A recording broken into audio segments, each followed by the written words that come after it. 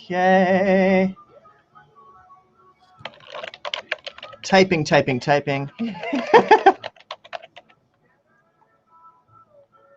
Hold on. Is this on Facebook or like should I share it somewhere? If you can, I always end up sharing after the fact just because I Oh, don't okay. like I don't like having I always end up like typing enough things like over the course of Sure. like a 2 hour thing where like I find it's best for me to just like kind of take my phone and like while I'm like decompressing just like, oh yeah, I'll send it here. But Yeah. I also don't know how you're on this right now. So like if you're on the same screen of the same machine, you would do those Sure. things. I wouldn't worry about it. Yeah. All right. I'll just share it afterwards then. Yeah, how you been? Pretty good. Yeah. Nice. It's been a good spring. Got a new job. Just kind of Oh, hanging there you out, go. doing uh whatever. Yeah, some music stuff, some non-music stuff. Same as everything else. I'm happy Yeah, to be able to like go around and see friends again more and feel yeah. better about that. I'm just getting into that. I just got round two. Ooh, Saturday? How many days in? I gotta wait though. You gotta wait for Yeah, it's like like 2 weeks 2 weeks to kick in. afterward. Yeah. Yeah, I had Moderna, so I think that's 2 weeks. So yeah, Friday was my like all clear, like which is Yeah. That's good. yeah. And then you played Sunday after that Friday, right? I played. Well, I got my second shot, and then I played like whatever 5 or 6 days later, Yeah. whatever that was. And we were still like people wore masks and around and things like that. Yeah. How did that feel? Because I'm like in that weird spot where like I am definitely exercising more because I'm just like, whoo, yeah, I am Yeah, out of shape. Like this is this is not gonna work. Um, but I'm also at that point where like now that it's not, it's like things are starting to fall into place, and we're like trying to like put actual dates in play. Like I had this sure. weird wave of excitement of just like, yay, it's happening, and now it's just like, oh god, it's happening. Should I Yeah, be doing all these? yeah, And that's just me. I'm not trying to like. I'm worried. The more often I talk about this, the more I feel like I'm like shaming people into not gigging. No, that is not the case at all. Like you do right. you. People need it. People need to gather safely, of course. But I think that's just a mental thing. I think I was just in that position where like I had so much in the air pre-pandemic that I think the thought of things starting again, my brain is automatically going to like, all right, we're gonna do all these things. It's like that's not true, but like, I think that's just a me thing. Yeah, Anything else? maybe. I think I'm definitely like out of the rhythm. Like I'm not really even like booking anything. Like the Palmer's gigs just kind of happened, like which Yeah, was cool. But I didn't know like when I could even feel like, all right, it's time to start booking. Like I didn't know that I would feel yeah, that. I knew I would just like start seeing shows happening and then be like, all right, yeah, I guess I better figure this out. And like I said, the Palmer's thing is only, we had a very similar gig at Dusty's that I had gone on very yeah, briefly, got that gone at the beginning of 2020. And then yeah, Christy, who books at Palmer's, also books at Dusty's. And she was like, hey, it'd be fun to have like a honky tonk night thing. And so she yeah. reached out to me to do it. And I was like, cool, I'll take a monthly gig. That sounds awesome. But yeah, I didn't like chase it down or anything. Like I got music I'm coming out this year and I have zero plans for like live performances around it other than right, like right.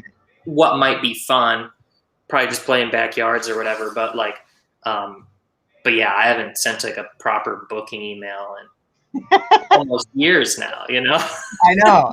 I'm in the same boat. I think because the anxiety is there, I've only been putting myself into a position where it's just like, does it happen naturally? Like the stuff that where it's just like if you're already talking to someone and be like, hey, this might be a good idea, but like the idea of like drafting like an email with like a form and like I'm just not. I know like some people have already been on it, and that's awesome. But Yeah. like that the idea that stresses me out right now, where people Yeah. are just like let's get 50 shows on the books this summer. It's like that's rad, but I don't know. I Yeah. don't know. Before the pandemic, I was trying to play a little bit less just because I was like, I mean, I've never really felt like I found a balance of like frequency and also being able to like promote things well enough to like make it worth the promoter's time or my time, you know, like Right. I've always been like, you know, I don't have a big crowd or anything. So it's trying to figure out like what makes sense for me. And so I was kind of on a like, all right, I'm just going to play less frequently and try to like make the most of those shows that I do have before the pandemic. And I had been on the road, like working for a band for a little bit. And so like I had just been around music so much that I wasn't even thinking about booking my own shows. So I've been like kind of out of that rhythm for a while. And was just like, well, when I have new music to put out, that's kind of when I'll hit it hard again. But then just sat on it for this whole year.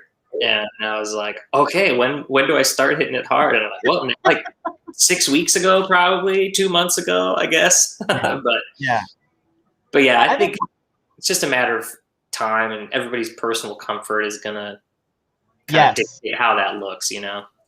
Right, because I think right now, I think any reaction is perfectly okay, and I think I think the whole point of this is like more of like community support. And when we have an event like this, we kind of have to redefine what that means for the, you know, like kind of rise to the moment and just kind of pick the wins. Because it'd be interesting to see how shows work. Like I know there's going to be like a high where it's like, this is great, and then eventually it's going to start getting like crazy again, and then it's just like, well, wait, what? You kind of have to just find what works for you. Like I don't think there should be a playbook. I think anyone who says like this is what you got to do to make it happen is lying, because if that were true, they'd be doing it themselves. Yeah. It's also like their definition of like making it happen, you know, like very true. Very true. Is different for everybody, you know? Like my whole goal in music is like just for it to be like sustainable for me. Like I just kind of want to like have a job, you know, and my job is making music, and I get to make these records or whatever. But even that like changes from time to time, where I'm just like, no, maybe I do just want to keep it as like fully this other like full-time hobby kind of thing. Or another times I'm just like, man, what I would give to just be able to make music. Stand by, we're gonna go on the air. Yeah. So we just heard John Prine, Your Flag Decal Won't Get You Into Heaven Anymore. We also heard the Avett Brothers covering John Prine, Spanish Pipe Dream, off of the same record. Well, it's not the same record, but that Spanish Pipe Dream's on that record. And at the top, we had Truckload of Art by Terry Allen. And I am making a mixtape here on Desert Islands for Michael Gay, who's joining with me now virtually and on the air. How you doing, Michael? Doing pretty well, Doc. How are you? Not too shabby. So we were just off mic. We were kind of discussing getting like the new spring, because I feel like the last time I saw you, you were working on some music, releasing it under a different name. You were working on a video series, and then a pandemic happened, and now you have a new record. Did I get that right? Yep, got a new record. Video stuff is kind of on hiatus at the moment, but don't use that name anymore. Just everything's different world. Everything's different. It's at different times. So let's talk about this record, because sustainability has been a theme as far as creation in my world, and I love that you brought it up in your world. How did you go about recording this record? Because you just had there is a single out right now, but So like, did you record this in the pandemic, or was this already done? And you're like, well, might as well hold it Yeah, until. it was January of 2020. Really? Recorded. Wow.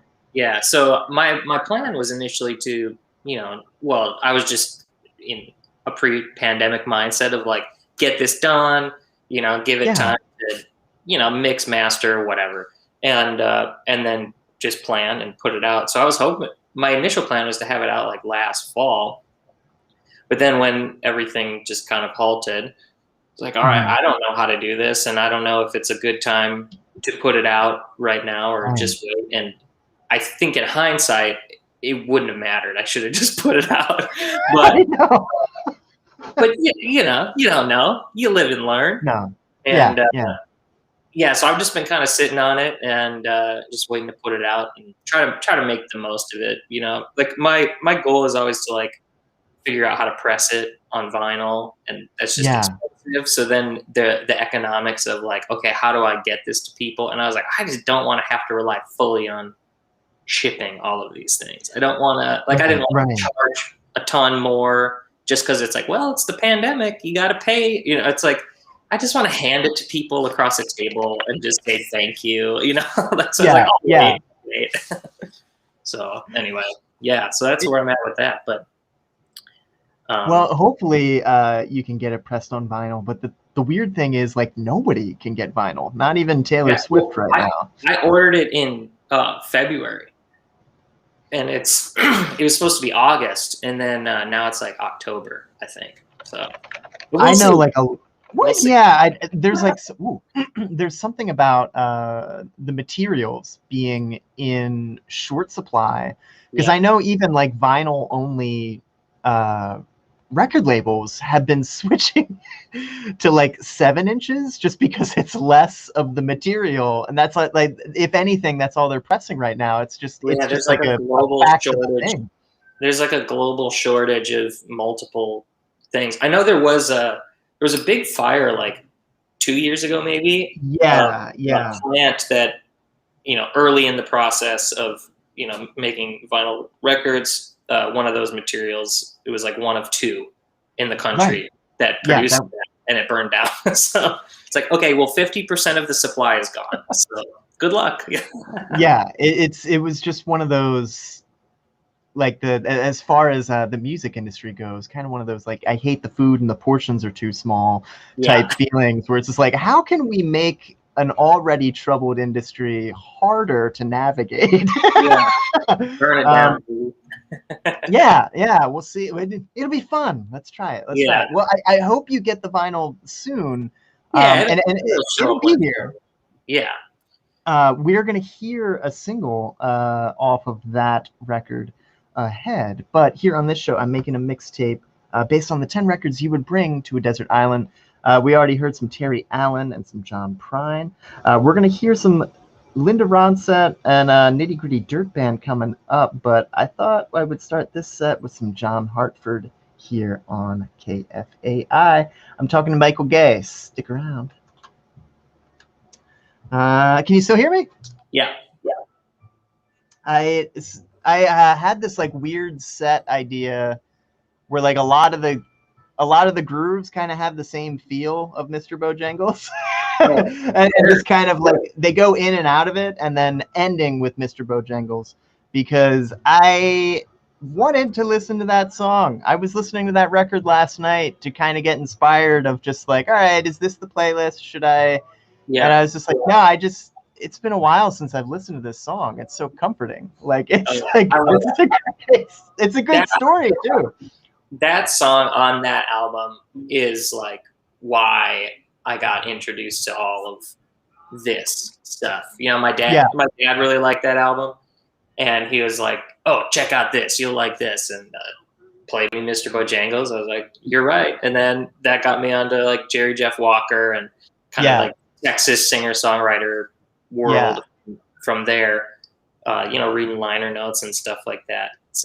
It's cool. But yeah, that's kind of like the journey. It started right with that Mr. Bojangles version. From that track alone, that's crazy. Yeah, it is pretty wild. Because I just remember my dad being like, this is like one of the best songs ever written. And I was like, Yeah, well, yeah, let me see what this is about. And I was like, well, it's yeah. like, there's something strange about it that's like, I get it, but it doesn't sound like it should be one of the best songs ever written. And then it's like, Well, it never goes yeah, away. no, it doesn't. Like Never it's forget it. it just feels right when you put it on, and Oh, sometimes it's like I think you have to be in that mood for it, but like it has I don't know, it'll charm your way into it. It's timeless for a reason. yeah, The storytelling's great and the band is great. That was like being assembling this mixtape, being a lo-fi artist. I was definitely going like, maybe I should pivot, because like just the sound on all these records, like performance is one thing. I love a good performance, but like actually just focusing all the time to just be delicate and yeah, have each little part be part of this like tapestry or mosaic that actually works. Like these records were so well made, yeah. especially considering what they were made on. Like Right. it's and yeah, it's one of those things. It's like, man, I gotta learn more about recording. Yeah. I, Well, I think about like the arrangements quite a bit. Like I don't, that's on true. my own music, like I don't really produce myself. Like I come in with like the songs and the ideas, and I have like Yeah, an idea of what I want it to kind of feel like, but I don't like tell people what parts to play or whatever. Um, sure. but like I'm very intrigued. I think part of the reason that I got sucked into like the kind of folk and country songwriter world is just that there is like a lot of space. Like the whole point of rock and roll was like be loud, fill the space or Yeah, whatever. And I listened to yeah, so much of that growing up that it just was like there's just too much going on all the time. And so it was like, oh, this is interesting. I can hear what's happening a little more with a little more nuance or whatever. And now like I love those records because every instrument is exactly like there's one drum track and it is right here. And then you can hear like left guitar, center guitar, yeah, whatever. And it's like, but you can hear everything that's going on so clearly. yeah, And half of the time it's like, oh, there's an organ in this song. Like it doesn't come yeah. in the second verse. And there was just a dude chilling there waiting the whole time. Like, That's let's what I go. love about it. It's Yeah, just bass. Like like, and people do it well now, but I think back then it was like, you know, you just had to rely on the arrangement and the space oh yeah. because there wasn't synth pads happening, or it just wasn't like in vogue at least, like Not yet. And I think even when it was in vogue, it's like I think a lot of people were just working with what they had, which is like why you need that good arrangement, because it's just like, well, we either pull that into the studio or we just do this. right. And I think a lot of I think you're right. The unsung hero of a lot of these records is the arranging, because like you can have good musicians, but like a good arrangement can like work with the room you're in, what Mhm. mics you have, or lack thereof. Like if you have a great band and a great arrangement, like it's really all you need.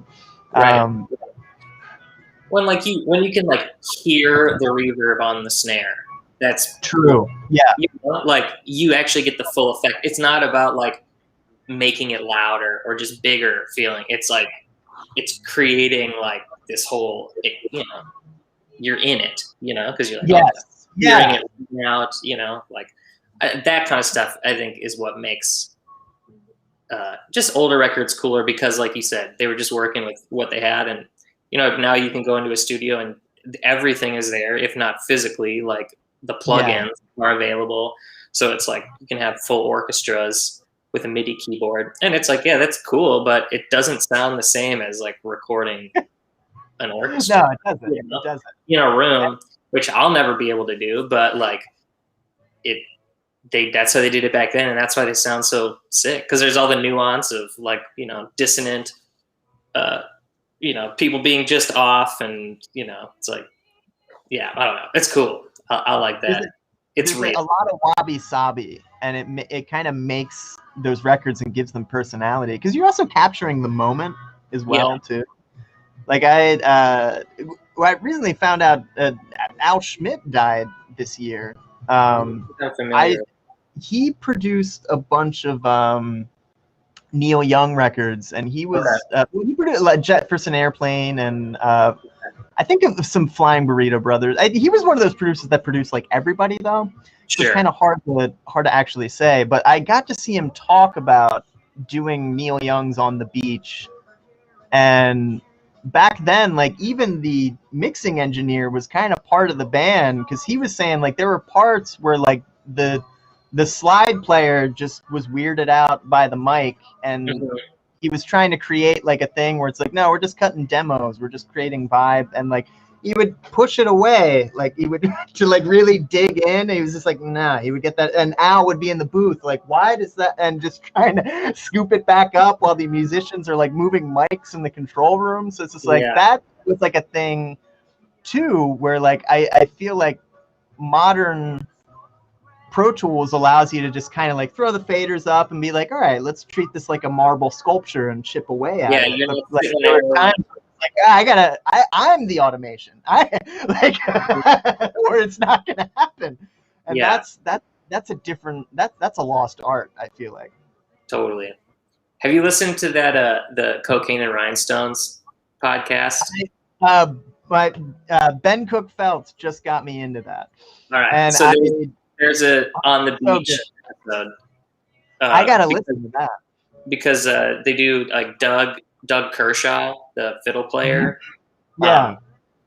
What's his brother's name? Sammy, or I can't remember. Anyway, like his brother was involved with that and like wrote the liner notes for On the Beach, and so they talk about like the honey slides and how everybody was just out of their mind on drugs, and like there's just so much like used furniture in there because Neil just wanted it to be like cozy and yeah, that's exactly It sounds wild. Yeah, you'll like that episode a lot. It's good. I didn't expect to be so enraptured by it, because like sometimes like the episode will start with something like some sort of like left turn where you're just like, where are we going here, David? How and then you're like, oh, okay. So like it took me a while to come around to it, but I also have like I also don't see many movies, I don't see many TV shows, and so but there's like so much of it out here. I have to have this like rule of three where like I have to hear three people talking about it, and it was I remember Ben was the third person where it's just like, I can't believe you haven't listened to that yet. You need to listen to that. It's really good. It is really well done, and I think like the first few are, you can just hear that he's figuring out how to do it, and then it kind of picks up and becomes more of a cohesive series or whatever. But it's a very well done podcast, and his research is pretty admirable. That's where it really kicks in, I feel like. For how many people? I'll just do an underwriting thing, and then we'll be back on the air. Hold on. Okay, stand by for a sec. Okay, so we just heard Nitty Gritty Dirt Band, Mr. Bojangles, Linda Ronstadt Willen in the middle of that set, and John Hartford in Tall Buildings.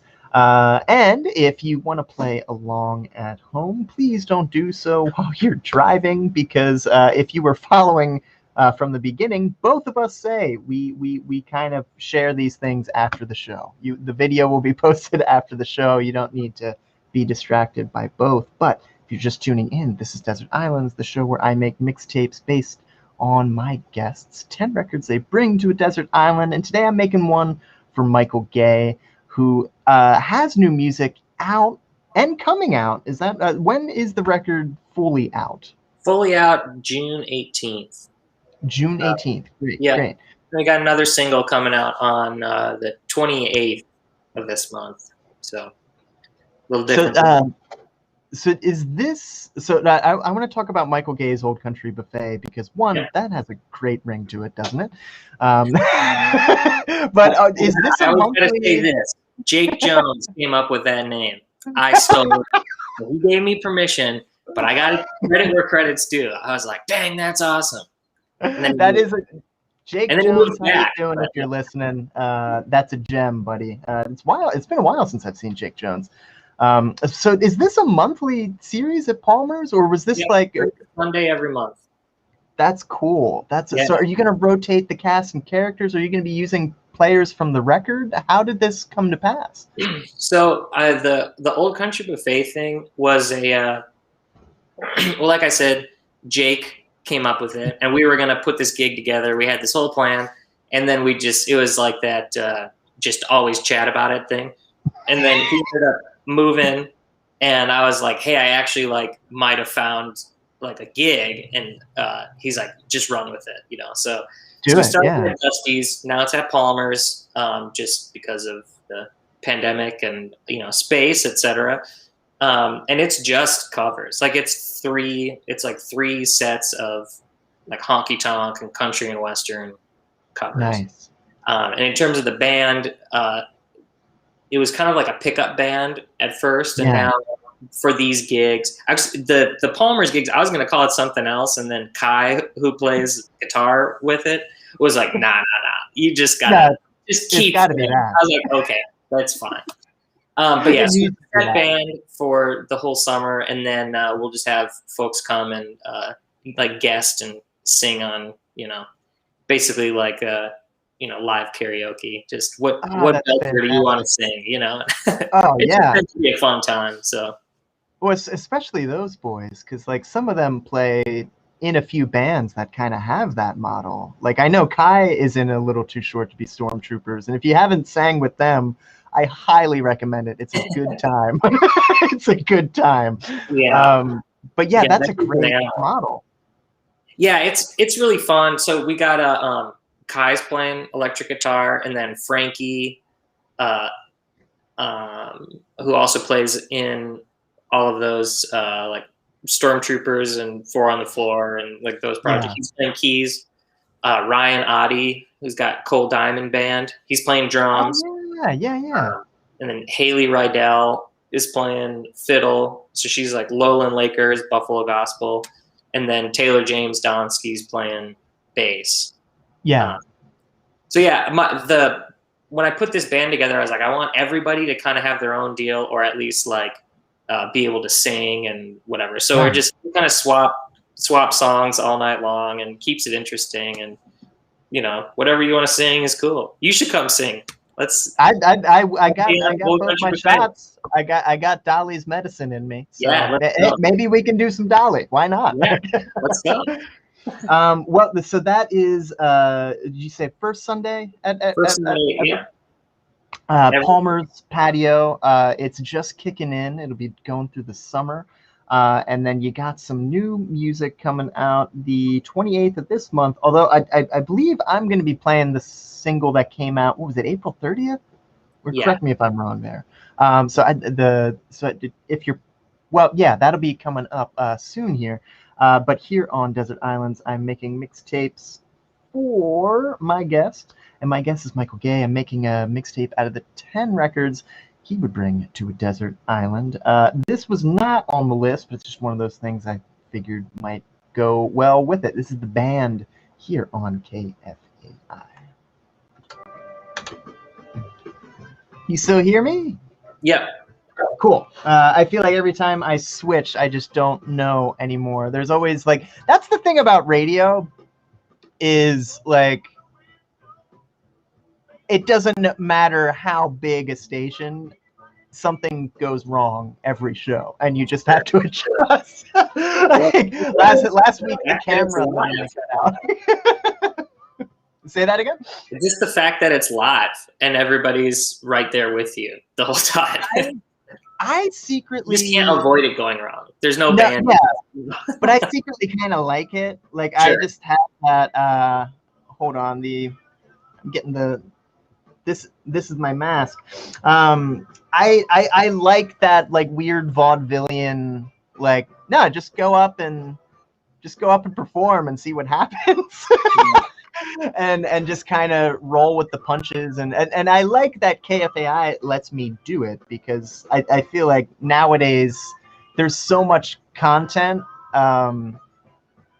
that everyone kind of expects it to be like in a neat little package. I kind of like the 90s public access feel of just like, yeah, just point the camera at something and have a conversation and just see where it goes. I'm leaning much more towards that. I think I got suckered in by the slick and the produced for a long time, and now I'm just like, I just want real people being real people. Right. All that's interesting to me anymore. I do think there is something to be said for using what you have to the best of your ability, I guess. Like, and like, oh, I'm always trying to get better at like, oh, maybe point the camera somewhere else or like stay this far away from the mic or something. Sure. But I don't think that needs to suffer. Like I don't think you need to change who you are or who you're talking to get that. Like I think you can just be as scatterbrained as possible and just, you know, like give it the college try, just like constantly trying to get better at it. But like I completely agree. I think because I think I can just smell it on like I think people can too, like when there's like something clearly behind the curtain and it's just like, well, why though? Like just I don't think there's anything wrong with it. It's just to me it's less interesting. Like if you go on like, YouTube was so cool at first because it was so scrappy, and now every like established YouTube channel does the same thing. They have the same like, you know, got like clickbaity kind of covers, and they all have a theme song. And, you know, like they're all basically the same. You know, like who needs that many graphics to just like talk about your vlog daily life or whatever? I don't know. It's just I agree. I think and like I said, nothing wrong with it. I'm just like, it's so much more interesting to just like have space, like have there be like mistakes or human, you know, the human nature of it. And it's like I think like I like the clarification because like I don't think there's wrong with slick polished media, because some people find the real moments distracting, and that's cool. Like there's plenty of stuff that you can sink your teeth into to go find, but I think nowadays with like we were living in an era of like where live streaming was just like, oh, it's got to be the thing. Mm-hmm. Now that I think it's gonna go away, we're gonna see artists use it in a different way, where like I think it would be cool to have like, you know, your favorite artists like present the big slick polished production, but also every now and again just kind of go like, hey, here's a new song. You know, open mics are kind of weird right now, so I'm just gonna point the cell phone at me and like, here we go. Like I think that would be a really interesting. It's just like, oh yeah, like it is supposed to be a little lo-fi and a little fast and loose, you know, like we're not, you know, it's just like a snap moment. It doesn't have to be a production all the time. And I do think it was cool how people figured out, especially for live streaming, like ways to just like technically everything was really good, you know, but they didn't, like, you don't need sound effects or, you know, special like it's just like it can just be like, all right, cameras rolling, here we are, you know. But yeah, the super production that it has become to just like kind of stand out as like exhausting to me. It is exhausting, and I feel like not everyone performs well in that lane, and I don't think they should have to, because it just becomes rolled into the same problem from the get-go of just like gate kept by like economics. Right. It's just like not everyone is going to be able to afford a fancy setup, and also like live streaming under all those lights and stuff. Like sometimes people don't even perform their best in that scenario, and why should they have to? You know, like I think I've seen a lot of people increase their production and like make cool media out of it, but like Yeah. I've also seen artists like just kind of like turn their phone on and like just jam for a little bit, and that, to me that was just as engaging as the Yeah. bells and whistles, Yeah. because it's The sincere. bottom line is it can all be interesting. It's It's just all valid. Yeah. reminding yourself that like just because it's not a full production, make it of any less value or whatever. Yes. Yeah. And I think like we're at the bottom line, all we're doing is just trying to have fun, I think. Oh, yeah. Because like I was like, that was the thing when the pandemic was like fully in sway. I started feeling that like, oh, this isn't fun anymore. Yeah. I was playing And a bunch of covers and stuff, and after a while, I was just like, I'm just doing this for me at this point. So why do I need to yeah, post it on the internet? Like I can just learn them to learn them. That's fine. that's yeah, that's kind of where I was. Like I was just like, yeah, I'm just gonna kind of. I think now I might start live streaming the songs I've been writing, just for the sake of like having an outlet for it, but two, accountability. Because Sure. I've noticed where before, where I would put myself in a song a week challenge, not performing it was okay. Like I was actually motivated by just the challenge, and I think I've put myself in so many challenges where like my brain has allowed myself to be like, that's okay if you skip a week, you just write a song later. So like I think I might do that just for the sake of like keeping my brain on task and be like, hey, I didn't say it was a good song, but it's something I was working on. Yeah. I was a part of a little like every year they called it 7 and 7, so like 7 songs in 7 days, which was a pretty fun thing to do, like just a fun exercise. And that was all just set up through like SoundCloud, so it was like private SoundCloud group, and so it wasn't like on your main feed like here's a song that I don't even like, but I did it for this thing. Judge me forever based on it, or whatever. It was very like, this is the little community doing it or whatever. It seems like there's a lot of that stuff. Like I see like Doug Collins is really good about like, this is the song I wrote.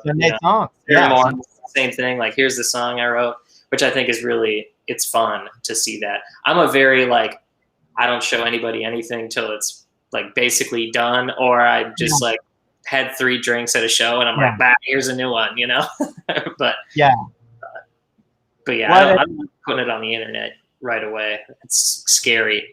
It is scary, but it's also like, and stand by, we're going to be back on. It's also kind of contributing to the culture of like calling art content. And it's just like there's a Venn diagram, but they're not the same thing. Yeah. So Chris Christopherson, one of my favorite album titles, Jesus Was a Capricorn, Nobody Wins, I Can't Be Satisfied, Muddy Waters, and Ophelia by the band. If you're just tuning in, this is Desert Islands, the show where I make mixtapes for my guests based on the 10 records they bring to a desert island. And today I'm talking to Michael Gay. So we are, I don't, how many records are we into the top 10? Maybe 4 or 5. I also have a predilection to yak a lot, and sometimes the conversation gets away from us. So if we don't have time for the full mixtape, I'm going to post the link to a Spotify playlist that you can subscribe or just listen to see the tracks we didn't have time for. That's going to be after the show. If you're curious. So we were talking about trying to open things up post-COVID and all that, because you do have music coming out, a record in June, another single in a few weeks, and there's a single available now. Do you have anything prepared? Because you delayed the vinyl release just because of logistics. Or do you have anything coupled with this material that audiences can look forward to, or should they just come see you at Palmer's? Or both? Why not? Well, the Palmer shows you won't hear any of this stuff, but you should come to Palmer's. It's a good time. You should just come to Palmer's. Good hang. It's a good hang. But yeah, there's end of June, full album comes out. I'm gonna do a couple little things, just on like a YouTube thing. I got a little. It's a very vague thing to say, but I'm making a little video. Not as specifically a music video, but you'll see. But anyway, Yeah. So I got that, and then yeah, just kind of like low key releasing stuff right now. A couple songs. Everything's just on streaming right now. Like, Sure. I'll have a when this next single comes out. Hopefully, I have my ducks in a row. But I'll do a little vinyl pre-order then with some other little merch things and getting CDs too. And so yeah, so that'll all be coming up pretty soon, end of this month. But yeah, nothing too elaborate. So if folks like what they hear coming up, we have one set of music, and then we're going to do some local tunes. But if they like what they hear, where can they hear it again? Is it on all the streaming platforms? Is there one that you prefer audiences point their keyboards first? If you're paying for a subscription, it's there. You should just listen to it there. I think yeah, Spotify, Apple. I think it's on YouTube just as like a streaming video or whatever. Yeah, it's everywhere. If you check it out, that's cool. I don't care where. You can bootleg it. That's fine. Well, yeah, where can you bootleg things these days? Where's the finest bootlegging emporium? Because even Napster is a paid service. That's the AirDrop. That homie AirDrop it to you. Well, we'll look forward to that. Make it right. That's the name of the album. Yeah, like U2 style. Your album's just going to be on phones, yeah. and you can grab it there.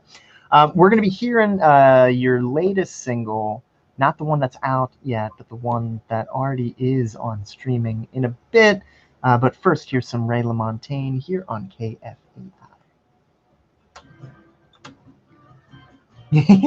That is a weird, like, I feel like because there's so much, like, people are less inclined to steal things because like everything is just kind of, there's like this, it's just expected to be free, like it's like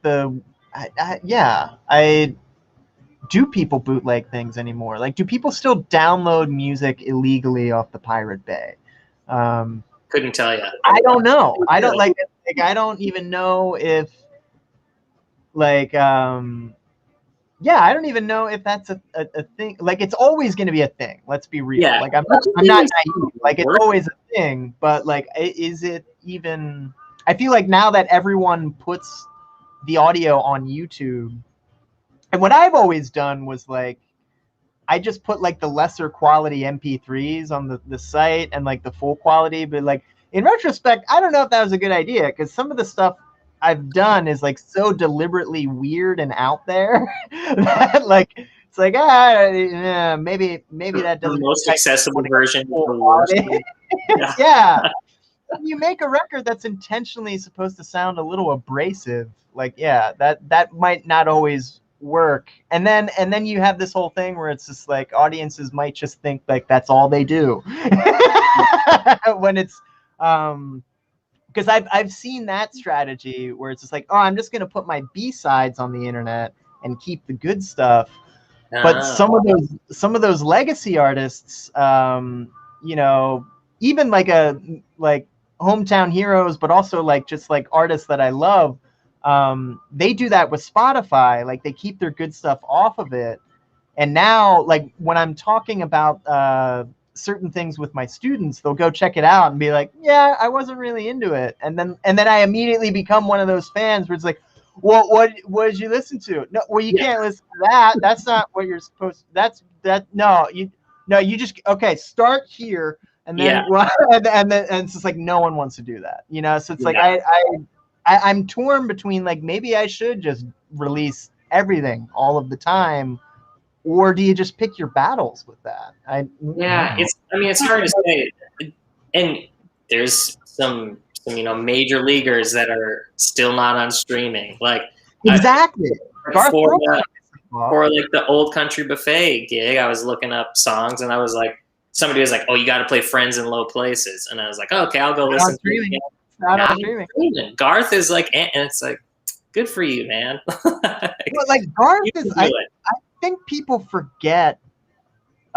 This is going to be a really dubious analogy, I know that, but like people forget that Garth Brooks is the Kanye West of country. Like he broke down barriers and he's gigantic. Like he was huge back then and he remains huge today. He is insane. Like his reach and his draw, and to still be like, yeah, I don't need to be on streaming, so why would I be? Is like he's starting his own. Like I don't have a smartphone, guy. You know? Yeah. I guess a better analogy was he's the Jay-Z of country music, because he's starting his own streaming service, and he's like he's almost more of a like, he's not a businessman, he's a businessman. Like he's like his catalog is so in demand that he can keep it away. Where I feel like nowadays streaming is like a search engine for the casual listener. You know, like your parents' friends. Yeah. It's like they like music, but it's just like if they can't find you on streaming, it's just like, oh, do you exist? And like, well, where do I have to? Bandcamp, I don't do that. You know, like it's almost just like put yourself on Spotify, so when they Google your name, you're like, oh, that's cool. Okay, I should check that out. I'll check that out later.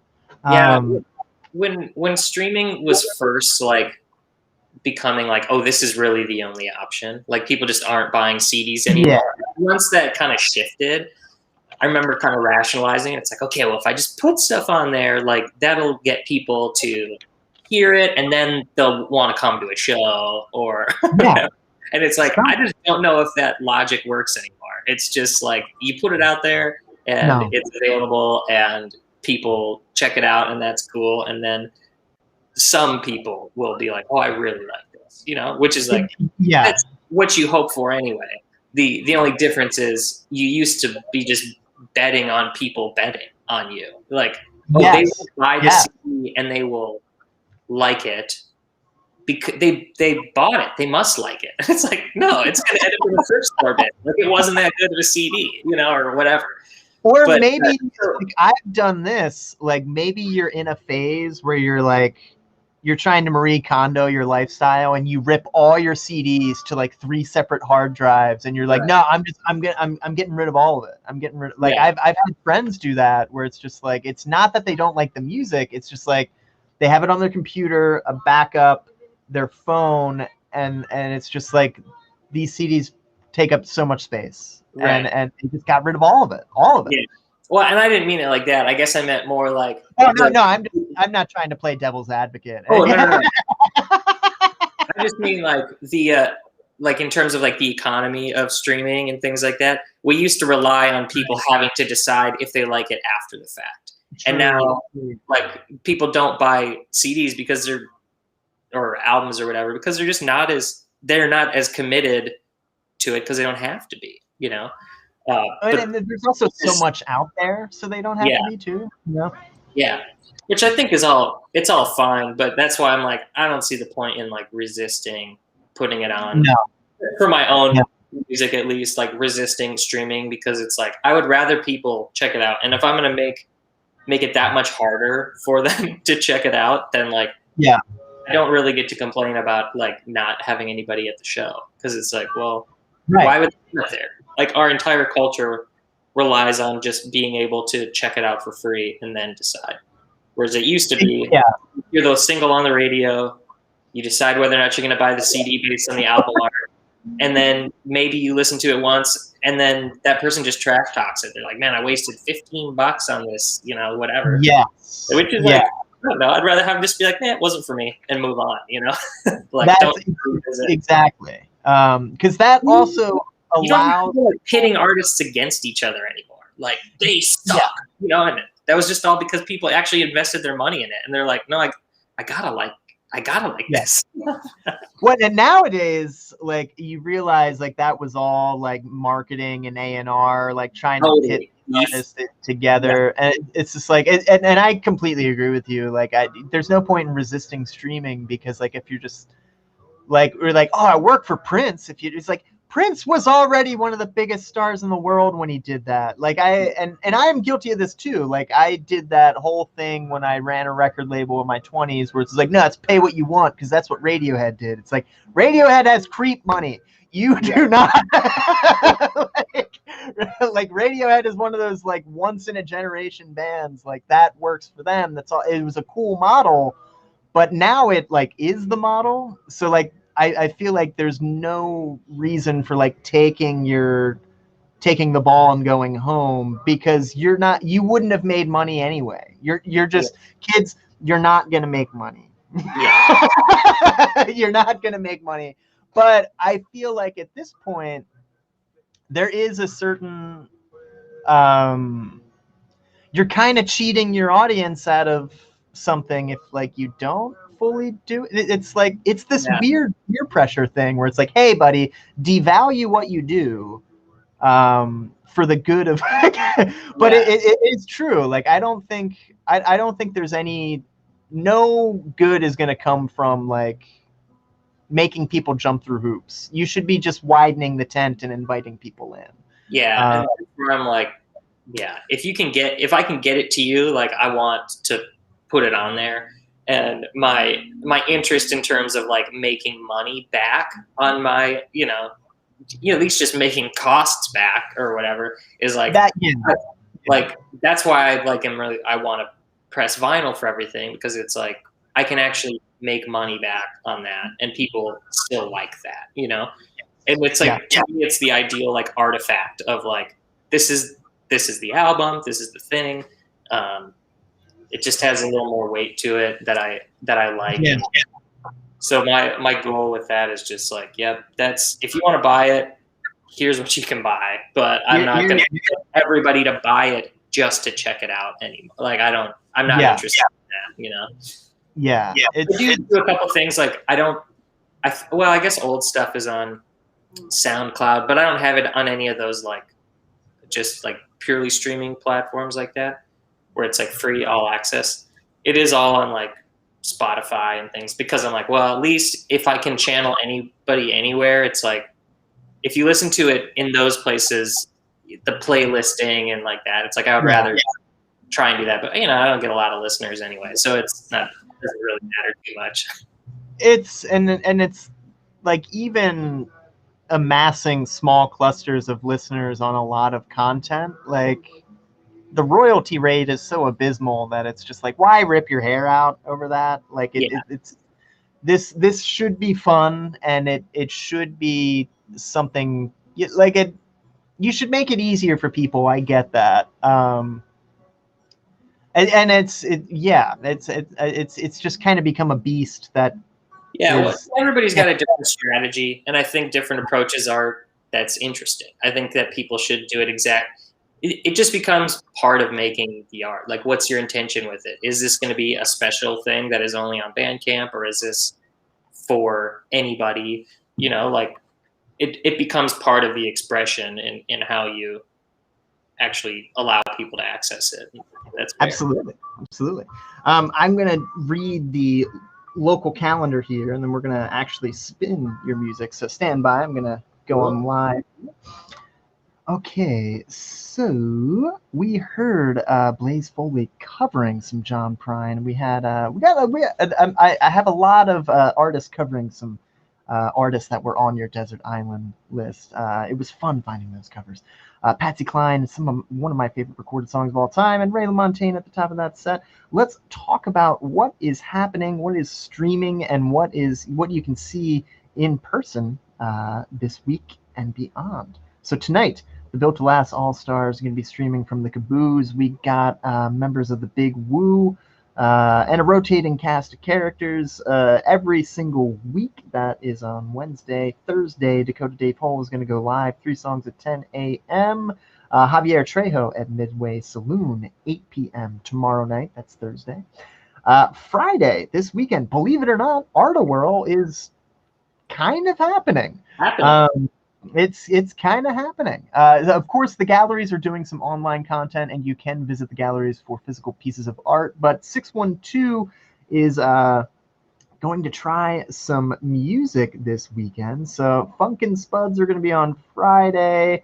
And then Saturday, we have the 13 Arrows, Heavy for the Hawk, and the Violet Nines. Story Hill is going to be at Crooners this Friday. Annie and the Bang Bang and Leslie Rich and the Rocket Soul Choir at Palmer's this Friday. Saturday, Bands on Vans. This is a cool series. It kind of just started off as a one-off thing, and now it's a full-blown thing, and I love it. I love what's going on here. MCN6 is putting some of your favorite local bands on top of vans and driving around town. They're going to live stream it. I do believe the van is going to park somewhere where people can like safely look at the band and just kind of gawk at what's happening. But check that out this weekend. The Low Rats are going to be on the van. And the Low Rats have a release show next week at the Hook and Ladder. I believe that show is getting close to getting sold out. So check out the tickets where they last. I don't know how that works. I'm pretty sure the Hook and Ladder knows. But yeah, also Solar Arts is going to be doing some in-person. The artists themselves are going to be there, and then Paul Metza is going to be performing while you can check out the work at Solar Arts. That's on Saturday. Also on Saturday, Midwest Music Fest. The Von Tramps are headlining, and we just spoke to Jenna Enemy not too long ago.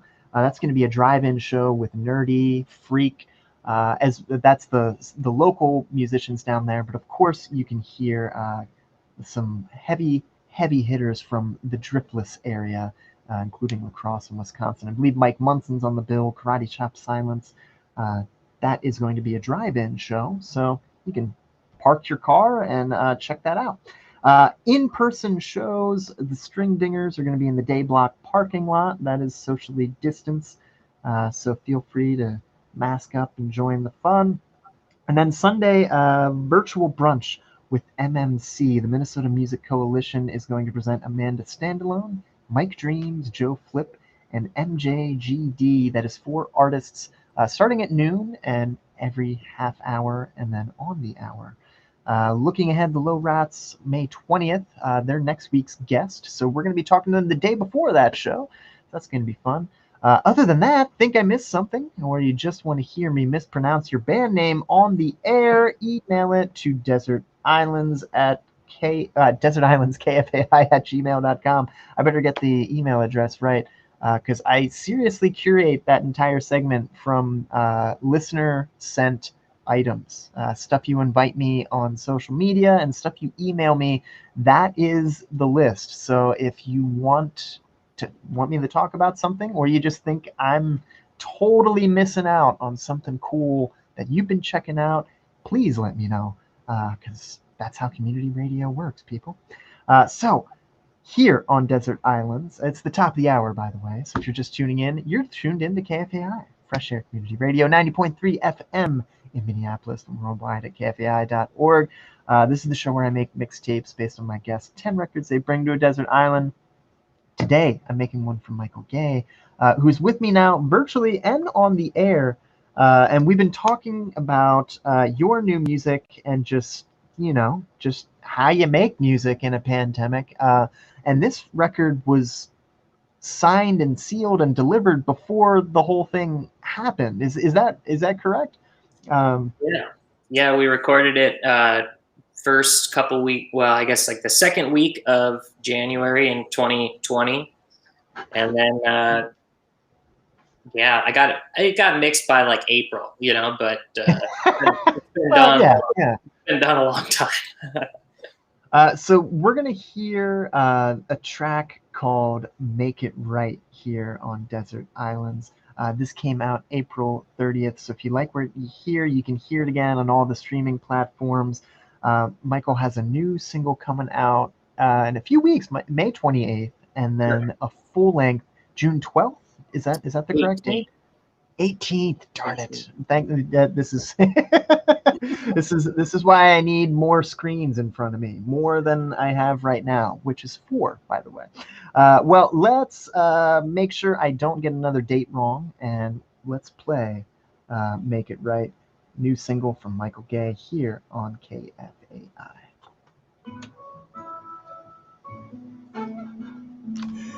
Yeah, that's exactly what I was thinking. Here's my ADD brain. I'm going to go back to a conversation thread we had like 20 minutes ago and just like act like you know exactly what I'm talking about. I do that all the time and I'm trying to get better at it. My ADD has gotten way worse in the pandemic to the point where I've noticed it's easier for me to play guitar without glasses on because the less my eyes can focus on, the better. But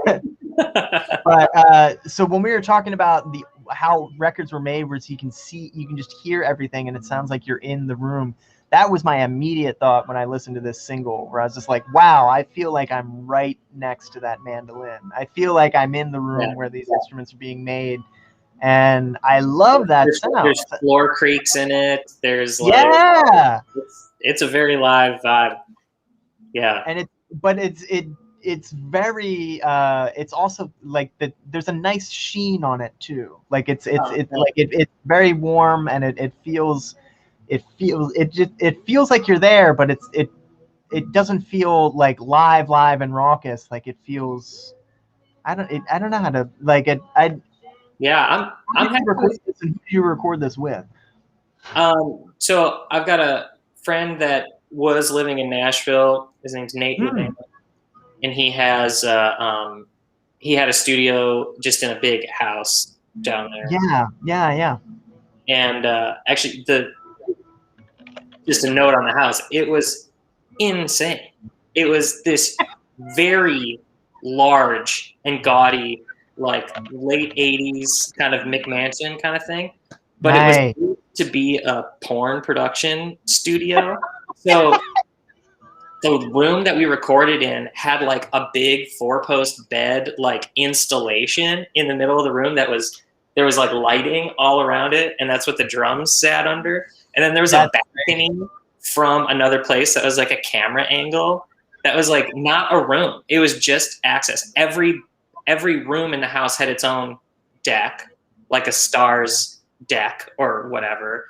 Like, it was wild, dude. And like, it kind of falling apart, like, because they had rented it or whatever, so they were like, well, we'll make the repairs, and it had been in very bad disrepair. So like the floors, there'd been water damage, so that's why they're so creaky. Is they were like all buckled, and like it was pretty wild.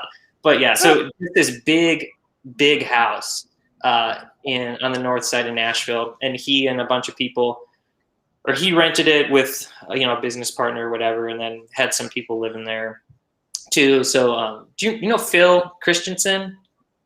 I know that name. Clementine up here. Okay.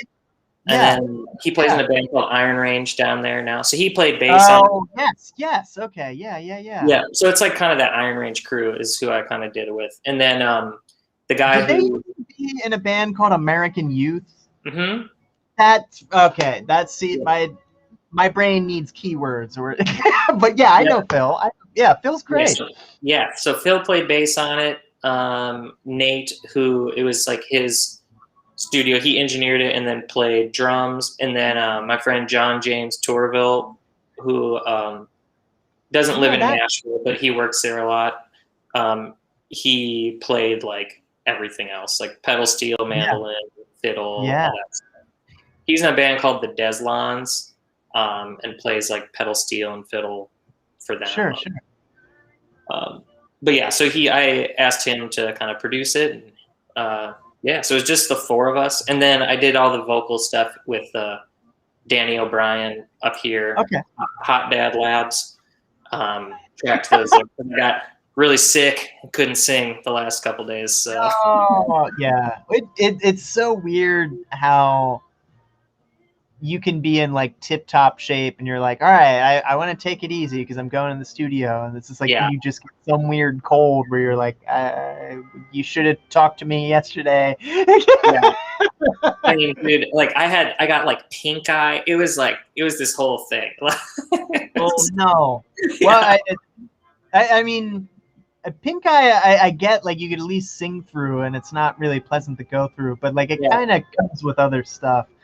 Yeah, when it came because of whatever I had, like, because it was a sinus, I had all this pressure or whatever, and then of course, like WebMD, Googling, whatever, and they're like, oh yeah, if you have like this kind of, viral infection, like, you guys pretty normal. I was like, okay, whatever. I guess Yeah. I'm just like, yeah, it's like middle school again. Well, I mean, that's like good on WebMD for changing their tune, because normally, Yeah. like, when you type in a symptom, it's just like, why do I have a tension headache? It's like, I'm glad you asked because it will be your last. Yes. It's just like, this is it. Okay. But yeah, I don't know. Last time I got pink eye was because of something I got on an airplane. Yeah. And that it's like I don't know how that happens. Like, I just feel like touch the wrong thing and then rubs your eye. Like, yeah, you just get it. It's just there, and sometimes you happen to be in its way, and then you have it now. Like, I don't, and sometimes, yeah, it's like sometimes it's like waiting in the back of other things, and it's weird. It's just so weird. Like walking in, where do I get these eye drops for? What? This. Look at me.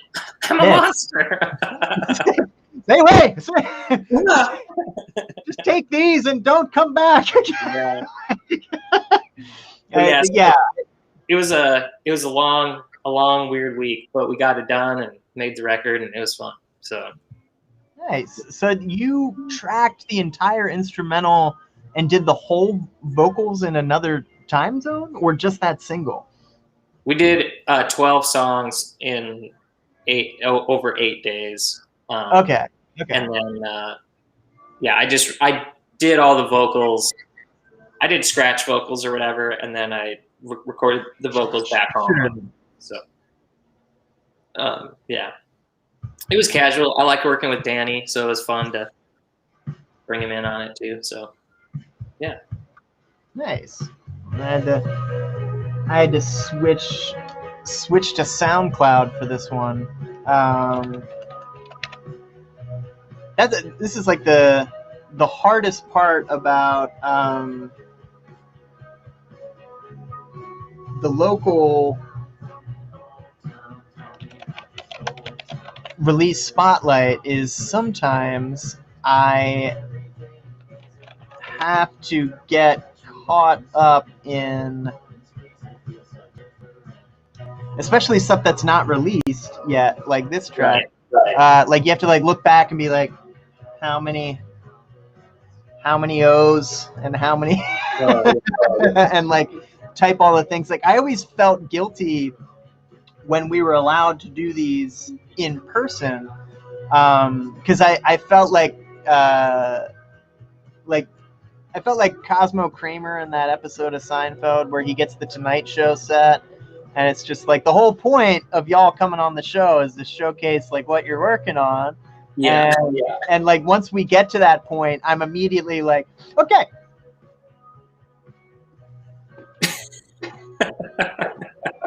And it's like, it's such a, like, it, because like when you're working on something and like like you're just listening to it so much that you see all its flaws, you hear the stuff that other people will never hear, and then you're kind of like, you're usually on a press junket thing where you're like saying the same things over and over and over, And I've totally been in that situation where it's just like they're playing your song and then like the whole studio goes quiet and you're like, do they like this? Is this even good? Why am I here? What am I doing? Like, it's like that's like the worst moment to go quiet, and it's just like, but yeah, that's not what I'm doing. It's just usually it's the most typing time because I have to read a thing, and because I was reading a thing, I'm behind on typing all the other tracks that I've like have played. So it's just like it gets like into this weird part where like there's just radio silence at like the most inconvenient spot, especially because like when you're in a good rhythm in a conversation, like I feel like sometimes you're like, well, wait, what happened? I thought things were going well. It's not what's going on. It's not what's going on. Too much is going on. That's what's going on. That's all right. So after this track, I'm probably gonna play some underwriting stuff. So we haven't gotten to that, and I'm trying to get better at doing that on time. Sounds good. My name is There we Jenny go. Boland. I live in Net Lake. Hold on. I am an elder, and I'm a descendant of Bois Forte. Oh no. The more you read about the science around the virus, you realize that this is a very serious. Okay, hopefully that'll continue to work. Elders, who are language keepers, who are culture keepers, and working without a net. That's fine. That's fine. Serious it was going to be because of my emergency preparedness background. It's showbiz, baby. Pretty much. I feel like that used to be I didn't want it to be my legacy. Something I would kind of privately say to myself when things were not going my way, and not even in showbiz, just like eat flat tire, like that's showbiz. Yeah. Okay, stand by. So that was a new local track by a band called Human, spelled Hyoooman. Some great players. Leng Leng plays with a lot of bands, but he's fronting that project, and I just really like the song. It's not out yet, but Leng sent it to me, and yeah, cool song called.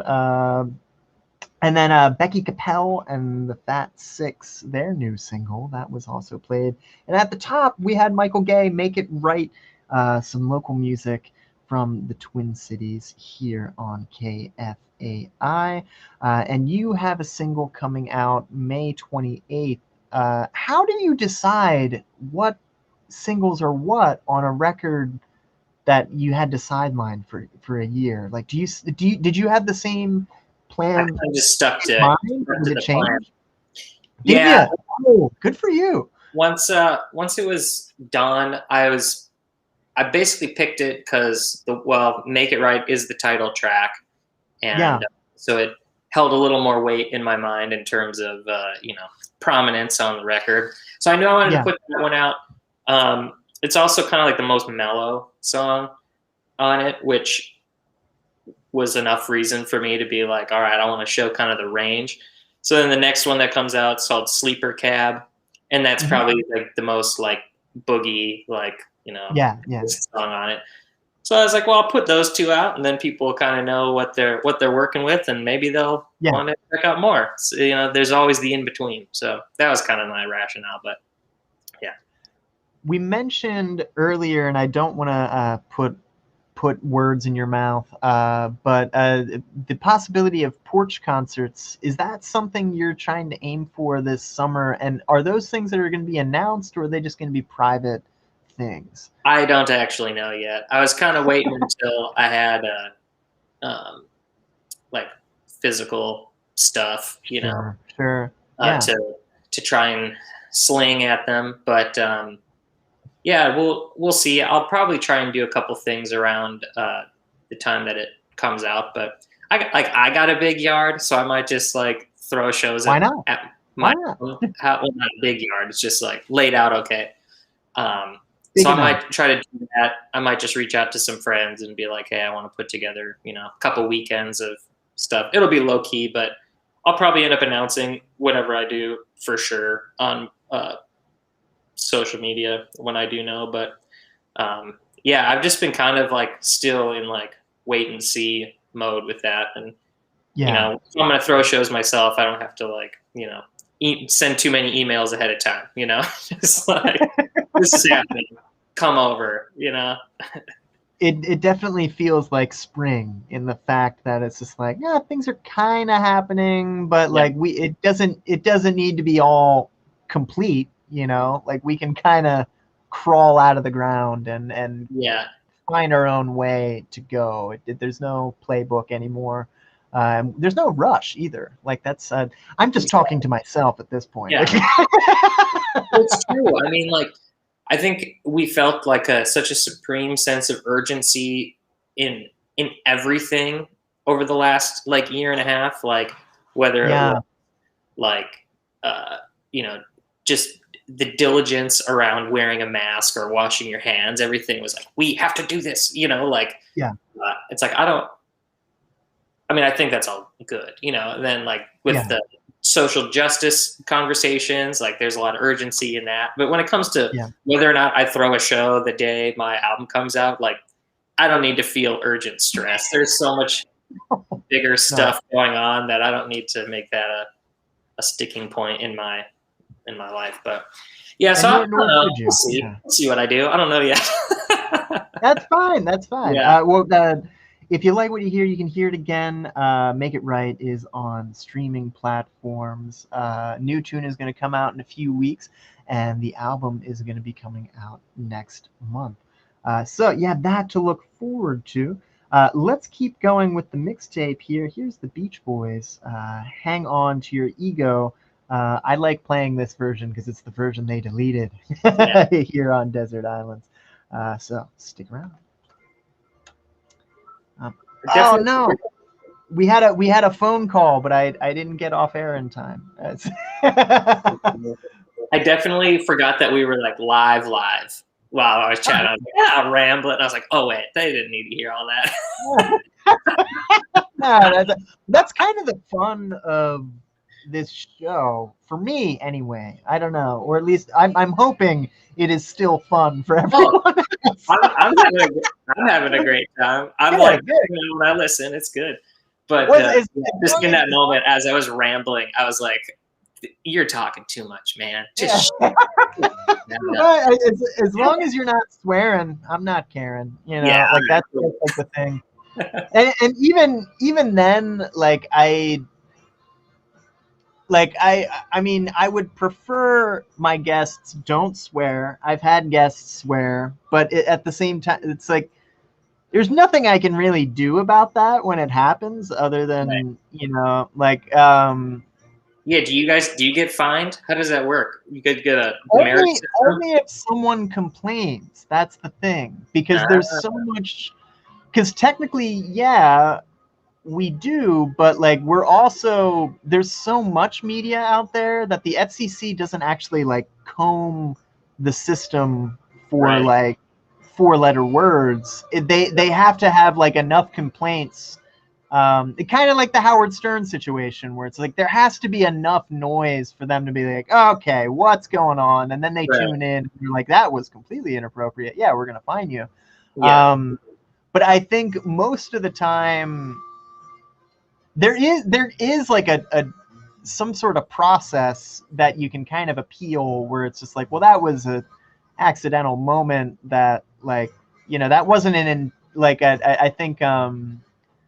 I think intention kind of matters too, because like if it's something where it's like you're what was the word, like smut peddler, or like what was the word in that like 1990s trial where like they got like Dee Snider and like and then like Larry Flint joined the game for some reason, you know, like that, like there's like a whole thing, and it's just like I think like as long as you're not intending to, like, we are breaking the rules on purpose, we are like we're like deliberately going against the grain.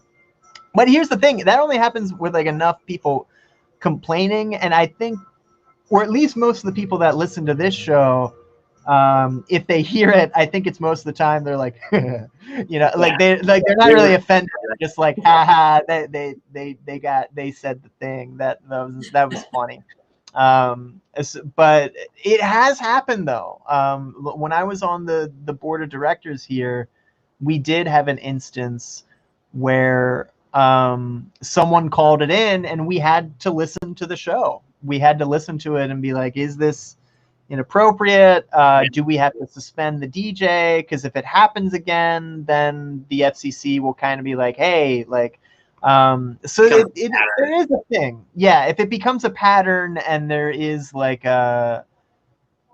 it's a deliberate choice to kind of not inflict harm, but kind of like it was your deliberate choice to be like, we're gonna play this because it's gonna piss people off, which is never mind. Like most of the time when swears happen, it's like 90% of the time it is either a mislabeled file where it's just like, yeah, I have a clean edit, let me send it to you. And then like on the night, they're like, ooh, okay, note to self, rename those files on my laptop. That was not a clean edit.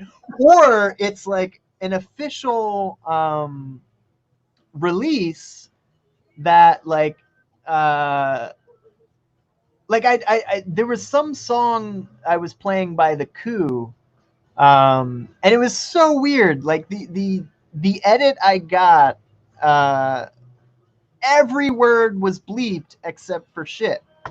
And I was just like, there was way worse words in that song, but there was also like way tamer words also bleeped.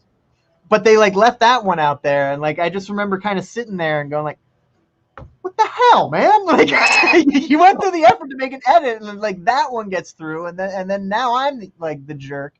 And so like that happens sometimes, where it's just like you think you're playing the file, but I don't know. The two stories I have about edits were when we had the drug budget on, like Cedric deliberately chose like the shortest songs he could find so he could talk more in character, which was great for me. Like I don't think he realized I realized he was doing a bit, and I just wanted to play along. I just wanted to be the patsy, like just like pro wrestling, where it's just like, I'm a dumb radio guy. I don't know anything. Because like part of the antics was like part of the fun for me in that band. Like I liked the fact that they kind of poked the bear a little bit, but he chose a bunch of songs that were loaded with swears, and I took it almost like a dare to find a way to play all of them. Yeah. There was a edit of 6-Shooter by Queens of the Stone Age where like it was the worst thing. Like there is no way this was intended to be serious. And if it is, like it was made by like some PTA association because they found it in their child's room and they're like, this is awful. This is right. So there wasn't any edits of just like, they just kind of like make a noise over the vocal track, or they just like they just went full like the show Cops and they just bleeped it. So it's just like it would just be like like while the band's playing. It was I don't know that song. Oh, it's so terrible. It's the worst edit I've ever heard, and it was the best thing to play on the air because it's like it's that funny. But the other time where like I couldn't find an edit, I think this happened the last time Nick Costa was on the show. There was and we're only on the Facebook portion, so we're only on the Facebook portion. It's basically a tune where it's like the only swear in it is like the house, like burn the house to the motherfucking ground. And so I was like, oh, okay. Like he telegraphs it, like he almost like winds up for it, like when it's coming. Yeah. So I was just like, oh, I can just mute it. And so we were like having a conversation. And it's just like, oh yeah, here it comes. And I bleeped mother and like brought it back in like right on the other thing. It's like the worst thing. Where it's like and just like it was almost louder when it was like I was like, oh, like I just brought more attention to the part I was trying to, like I was like, and then that's the thing about it being live, that like it's kind of nice that it doesn't work out all the time. But no one complained. It's never intentional. Like I'm never trying to sneak one by. Like I actually get really nervous because like I'm kind of a rule follower. Blame it on the Catholic school, but like I don't want to do that. Because I also know like because everybody that knows you is going to be like, oh, he didn't mean to do that. Yeah. I think that's. I think that's good. Yeah. Like it's. I think everyone who listens to this station and this show like typically just think it's funny. Yeah. I don't think there's like anyone. I think the only time that would happen is if like someone didn't like it, and I haven't interviewed anyone like this, but like if someone just really didn't like the guest and they were like just kind of like messing around to like bully the guest or something.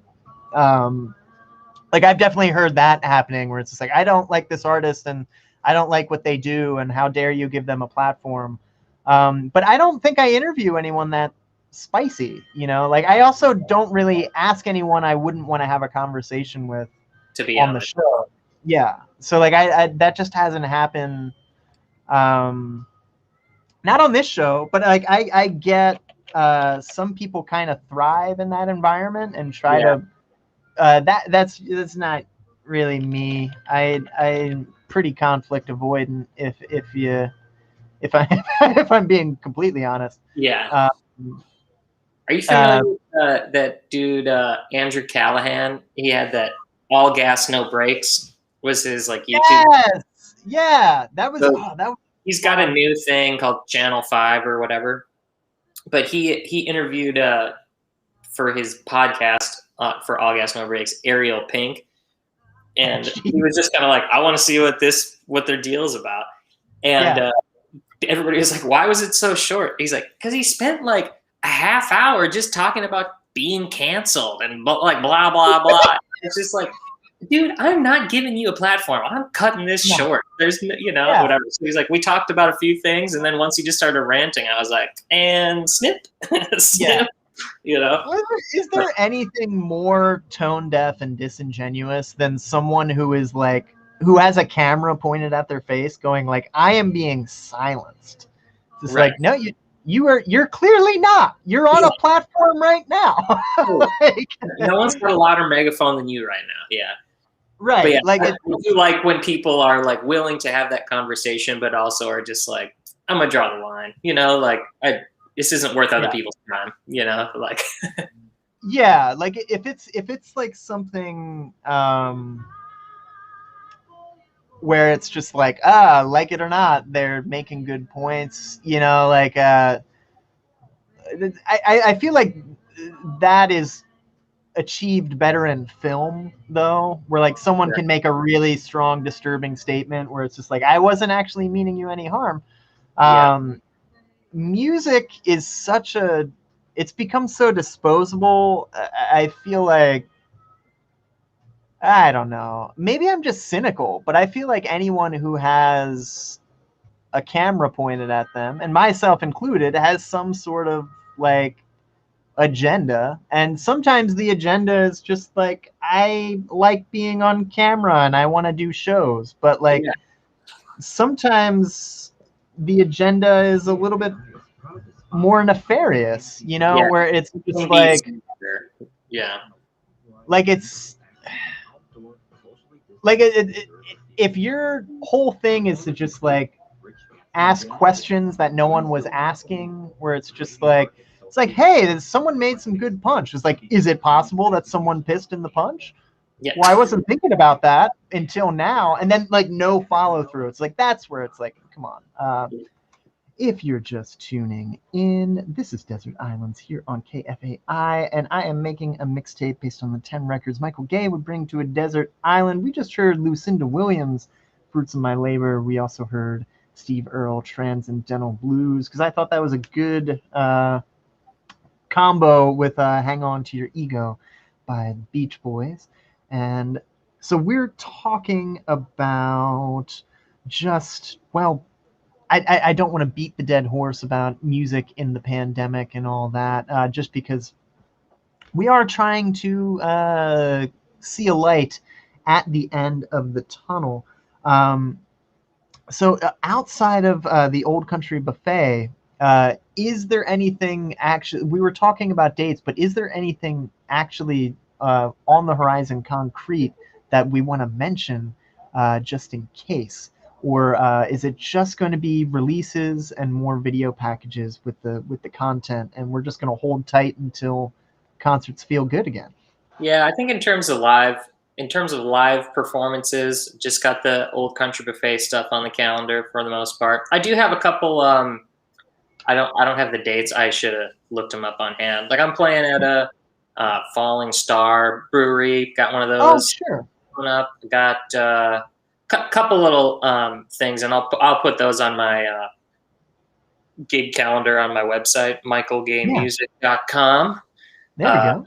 So those will be there, and I'll announce it on Instagram if people want to check it out there. That's probably my most active outlet for getting info. So I actually think the brewery gig is the perfect thing for this season, just because like most of them are outside. Yeah. And they all have usually pretty wide patios, so people can feel pretty comfy gathering. And yeah, it sounds like a good time to me. Yeah. I think it'll be fun. So yeah, I got a couple of those. I don't think anything's officially announced yet, so that's why I don't have the dates like off the dome. But yeah, just follow me on Instagram. You'll see it. I don't post that much. It's fine. I'm an easy follow. You only need to when necessary. Yeah. But speaking of when necessary, I thought we had more time, and Democracy Now! Is after this show. So unfortunately, we're not going to get to all of the mixtape. If you're curious and you're following along at home, underneath this video on our Facebook page, I'm going to post a link to the Spotify mixtape, which also has the new Becky Capel and the new Michael Gay single. Doesn't have The Human yet. That is not released yet. So if you like what you hear, just find them on the internet. I have no idea when that's coming out. But all the songs we didn't have time to get for are going to be there. So if you're curious, go there. But enough of me talking. Let's try to get as much of the mixtape in as we can, because we haven't even gotten to Jerry Jeff Walker or the Birds yet. So let's get into that now. Yeah. Now I gotta look up.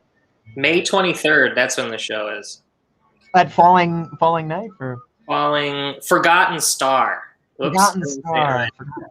Why was I thinking Falling Knife? Is it? I don't know. Where's Forgotten Star? I don't think I know. It's like north of 56. I think it's technically Fridley. Oh, okay. Yeah, I know. I know that area. Okay.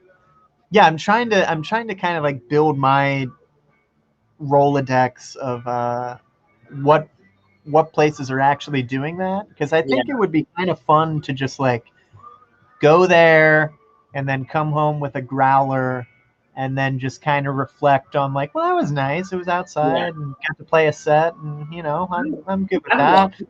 I kind of like the 3-hour gig now. Well, I should say I had a lot of fun playing the Old Country Buffet 3-hour gig. And I played plenty of solo. I don't know why my light just went all crazy. I played plenty of solo and 3-hour gigs before, but I've learned so many covers now for this country covers thing that I'm like, this is like, everything is fun. Like I can just have a good time going and singing 3 sets or whatever. So I'm excited to actually book more of that stuff, just because it's like it's easy to get people out to, because it's not like usually a super late night or something like that. Like, I like accessibility. I like people wanting, like, I honestly want to go. I don't like the peer pressure of like, oh, my coworkers got this band and I gotta go. I don't like that either. And I honestly think we should consider, when shows regularly happen, moving them all back 2 hours at least. The problem is they all happen in bars, and they want people to stay there as late as possible, drinking as much as possible. So I don't really foresee that happening. But like the brewery gigs, like for those kind of things, it's like that stuff should all be in like almost like an afternoon thing. Like, it could be happy hour. I think, or at least have 2 different people, and even if it's just like a tip jar, I don't know. Like no. It's like I think the bar gigs should still exist, because they need to make sure people are like drinking in their establishment. I guess what I would like to see, not an either or, but a yes and, if that works, for just like having more alternatives. And it'd be nice if there were spots that would offer like, it ends at 10, or like the 5 to 7, or like the or maybe the early show and the late show could be a thing bars could do, of just like, this will end at 10, there's going to be a break, and then we got music till close. And like there's a way to do it. I think before it was just kind of like, well, that's just what it's done, and do you want the gig or not? Well, I think like being a bar promoter like is pretty thankless job. Like, yes, it's a lot of tedious work, and you're dealing with a lot of people with pretty poor organizational skills and time management, like, and you're just trying to get them $150 or whatever, like, but like, I think if everybody kind of stepped up their game and was a little more pro about how they handle their own booking stuff, like it'd be, that would be more feasible. If we make the promoter's job easier, it's going to work out better in the long run. But like I do think for especially bars, like it would be cool to see more like earlier like singer-songwriter kind of shows, where it is like people want to just sit there and have a beer. It's not like competing with like a party time Friday night, book the loud bands later. But like I like playing 331 and spots like that, but when you're playing at like midnight on a Saturday or something, and you're like a solo acoustic guitar, it's just like it's never gonna work. Like it's so hard to pull that off. And like I always applauded Palmer's for doing that. Like they would always just like get to a point where it's just like, let's just have an earlier show and then a louder late show. And I'm fine with playing those rooms or whatever, but it's like, man, if this was at 6 o'clock and I was just gonna play like a 2-hour like 2-set thing, for like I would much rather play that gig, than like, the late night top of the marquee. Like I don't really care. I just want it to be feasible for people that are interested to come. And like, absolutely. I definitely think there will be a market for that. Not that I'm like trying to tip my hat or wag my finger at any specific promoters, but like I do think there's a total market for like, because a lot of venues in town, and I appreciate this because I'm an eclectic musician. I don't think I've played the same genre twice as far as the bands I've been in. And there's a lot of bass players who are in the same position. A lot of their bands are like country, metal. There's there's a lot of just have the singer-songwriters earlier. I'm sure they would appreciate that, and then have the later stuff later. Like I don't think I don't think it's completely impossible, but there's also that gets expensive quick, and Yeah. you know, And that's also, the it's whole thing. just like it all just takes actual conversations for that stuff to happen. And if people aren't talking about it or really pitching it, it's like not on anybody's radar. So Yeah. yeah, I want to find those sweet afternoon matinee gigs. That's You know? I do too, to be honest, because like I think I would rather I want to be the check king out of brunch gigs. the king of brunch. There's an album title for you. Yeah, brunch king. Well, it's a good. I also think that's a good idea because like I feel like brunch right now is like dominated by jazz, and Sure. I think there is a market for either old time stuff or just singer songwriter stuff. Just quiet, like what the coffee shops used to be. Like Yeah, could be brunch. coffee shops are just too fancy now. They can't have music. That takes away from the coffee. Too highfalutin. Too highfalutin. Besides, coffee shops. Yeah. they're a thing though. I like it's. I love them. Don't get me wrong, but yeah, I know I'm not welcome there with the guitar. That's for sure. There's like that's not how screenplays get written, and everyone's writing one in there. Yeah. Like that, no one's there for. No one's. Like, sorry, we have 4 Bible studies that night. None of them are planned, but they will all be there, taking up every table. Yeah. Oh yeah, and that's like the. You're not going to be paying attention. I think that's funny. Like it used to be like singer songwriter. Yeah, that's where people think coffee shop, but like honestly, I think brewery. Like I think that's where people want to see. Like I want to sit in the sun, and that person's playing some Towns or some Hank or whatever, and that's just the gear people want to be in. It's like a nice, like but also I not to yuck anyone's yum. Like I mean, like if you can build a community on like just jazz at a brewery, do it. Like if that's what's bringing folks into your brewery, heck yeah.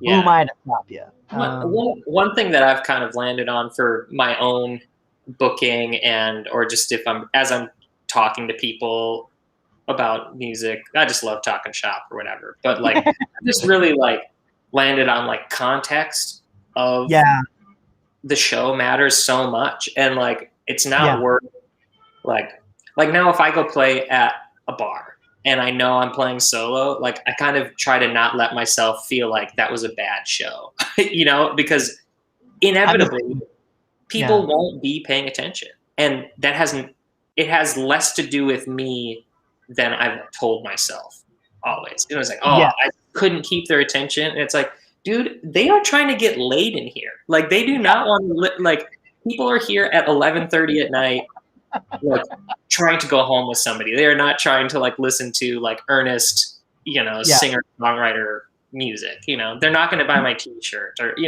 So it's like, all right, well, your job is to just make the room feel good. Yeah, just to be something happening. And like once I kind of came to terms with that, it was like, like I will still play those gigs. I just have different expectations, and that usually makes it way more fun. And it also makes me look forward so much more to like playing a place like the Warming House, where I'm like, all right, I have the audience, like or a brewery, where it is just like corner of the room, but focused. It's like the hold on, I gotta do the underwriting. No, I 100% agree, and I must admit, anytime I can find an excuse to play Junior Brown's Sugarfoot Rag, I can and will, just because it is the craziest thing like. If you're familiar with like Junior Brown's, like a lot of his songs are like kind of like almost like lighthearted and funny. He's got like Highway Patrol.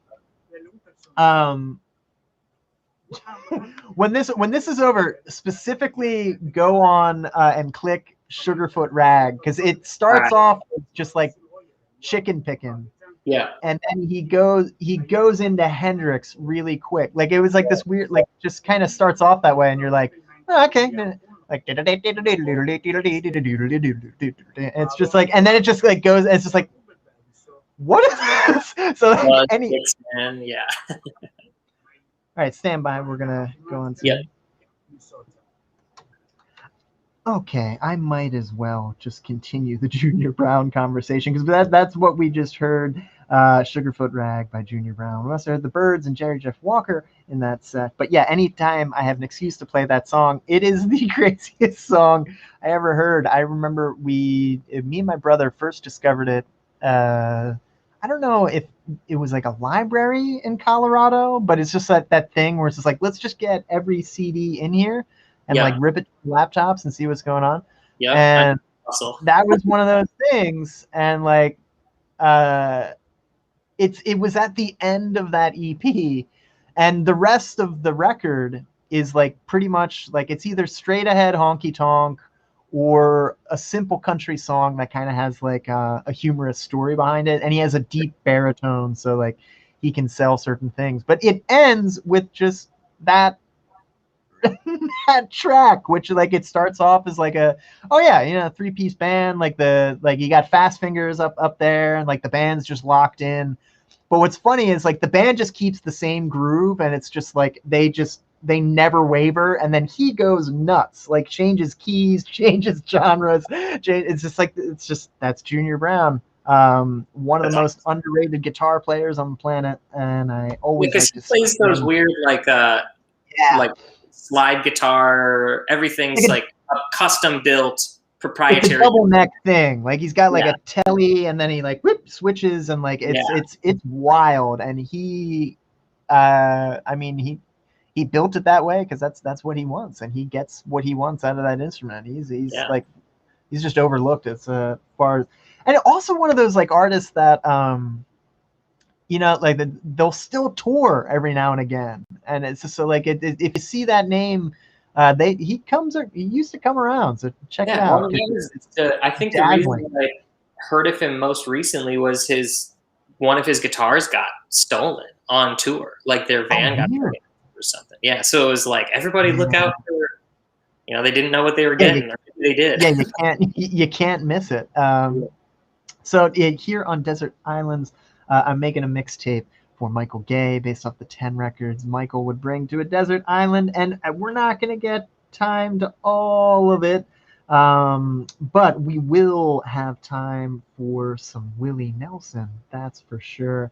Always time. Always time. Speaking of time, I didn't realize what time it was. There's 10 minutes to Democracy Now, and that show has got to start on time. So why don't if you like what you hear, where can folks hear it again? And before we get going, what are some things you'd like the listeners to know about before we sign off here? Well, I'll say probably the best source of regular information is probably my Instagram account, Michael M. Gay. I do have a website, Michael Gay Music, and stuff kind of that's a good little hub to find whatever you want from there. But other than that, I got a song coming out on May 28th called Sleeper Cab, and then the rest of the album comes out on June 18th. Got a few shows that I'll be announcing soon on Instagram and calendar and Facebook, whatever. So you can keep an eye out for that. But yeah, other than that, just kind of getting this record out. So perfect. Yeah. Well, enjoy that next month. Old Country Buffet. Sunday of Old Country. Yeah, there we go. Old Country Buffet is first Sunday at Palmer's. Say again? Is that first Sunday at Palmer's every First Sunday at Palmer's. Doors are at 5:30. It's $15 cover. We got tables, and it's a socially distanced outdoor patio deal. Got an ace band. All great players. Oh, yeah. Great players. We have a good time, so you should come check it out. Well, Michael, thank you so much for coming back on the show. It's always a good time talking with you.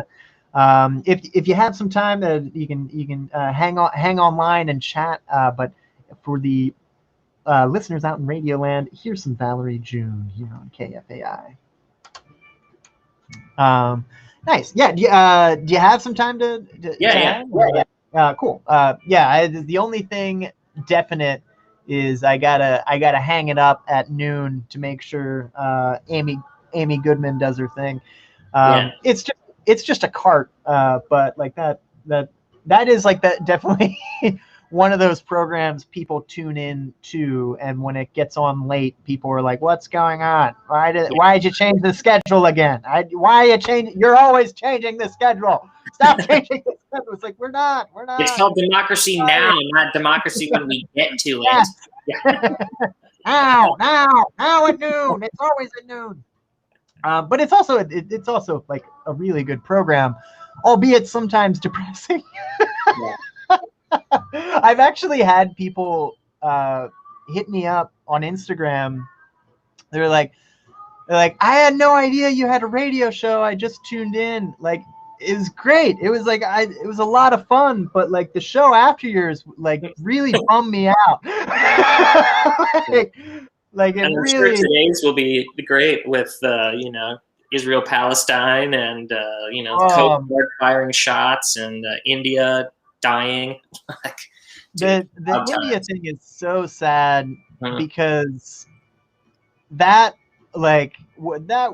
could have been us, Absolutely. they're basically what's happening in India is like what happens if a government just continues to go like, yeah, it's not my problem. Yeah, it's just like, but that it literally is though. It's just like, nah, that's not what you elected me for, and they just kind of went like, yeah, this is just supposed to happen this way, and we're not going to do anything about it. And it's just like it's so sad. It's so sad.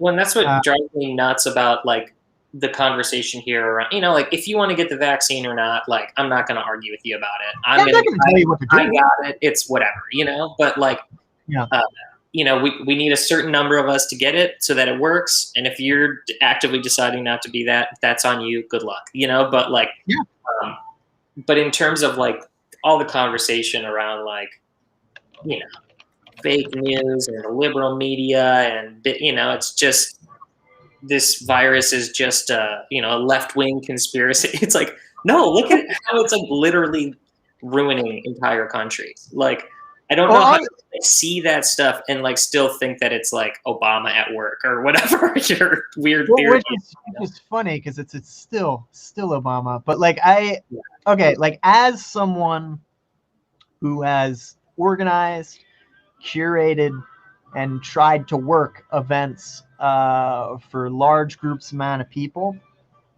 And I'm not trying to make fun of conspiracy theorists because let's be real, like one of my hobbies is just like watching that stuff on YouTube because it's hilarious. Like if you ever watched Flat Earth Tube, oh my God. Yeah, it's great. Maybe not for the reasons that other people watch Flat Earth Tube and but like the full spectrum of wild ideas, I love that stuff. I love the folklore. I love how it like morphs and mutates depending on the region.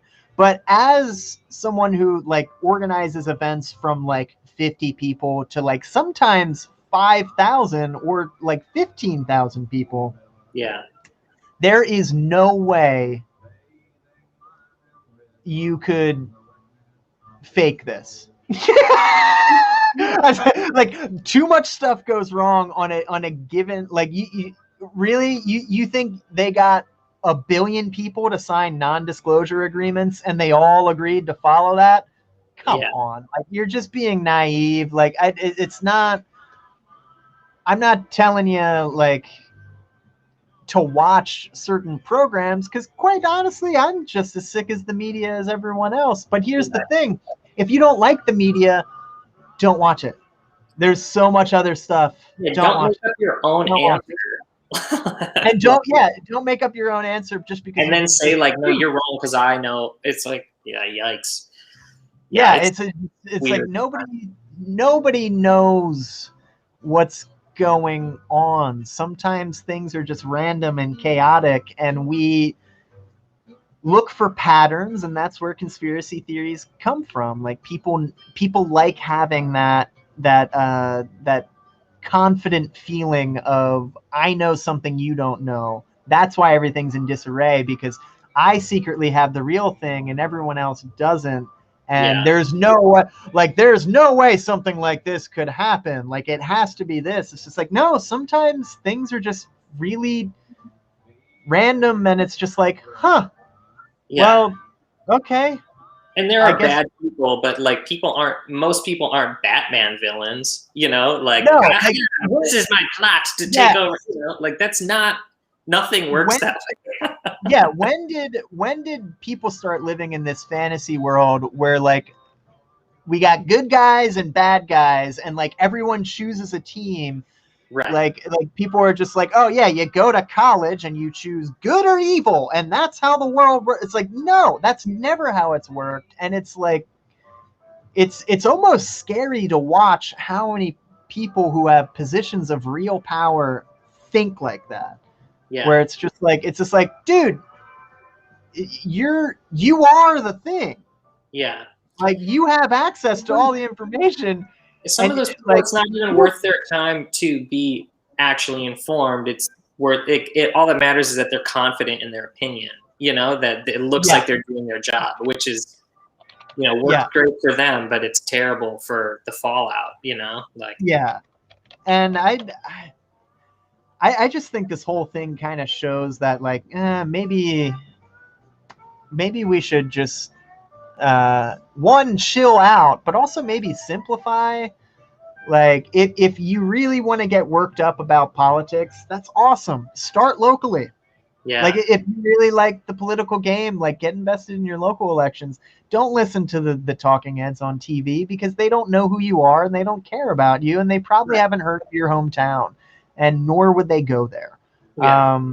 So like, focus on the things you can control and can change, and that starts with just like, hey, learn your neighbors' names. You know, like, those are the people you have to talk to. Like, why assume you're just going to fight with them right out the gate because they think something different? Right. And it's just like I don't understand how it just became like two teams.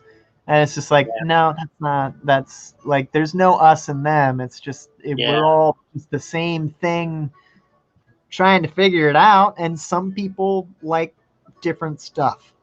Yeah. I know it's hard to believe, but people do. Personal motivation is everything in that, you know. Just what's driving them. I just realized afternoon. So on that note of you know, peace, I guess. We'll have to bring there. But now it's on. Cool. Perfect. Woo. I gotta make sure it actually happens. Thank you so much for coming back on the show. Yeah, this was great. Thanks for having me, Doc. Absolutely. I know things are weird with the pandemic, but I would definitely love to take you up on the offer of potentially singing some tunes now that I got vaccinated. And also, you know, I'm trying to get into the world of porch shows. We might have them at my porch, but I'm definitely open to playing stuff too. So like, yeah, I might take you up on that, but keep me in the loop. Seriously, I'd love to. Yeah, love to hang. We'll do. I do think most likely I'll have at least a couple shows at my house, and depending on how they go, like, it might be fun to throw some more for other people too, or just make it. Yeah. So we'll see. I'll test the water. I think for me personally, I'm gonna wait until June or July to book, and I just kind of want to go to other people's things now that I can. So, for sure. Yeah. So I think. There'll be more once I get motivated, get my act together. Same. No pressure. But record sounds great. Hopefully we can see each other safe. I'll send you the whole thing if you want. Send me the whole thing. Yeah, send me the whole thing. I just put the 2 singles. So yeah. All right. Good to see you. I'm gonna sign off. Gotta get ready for lessons.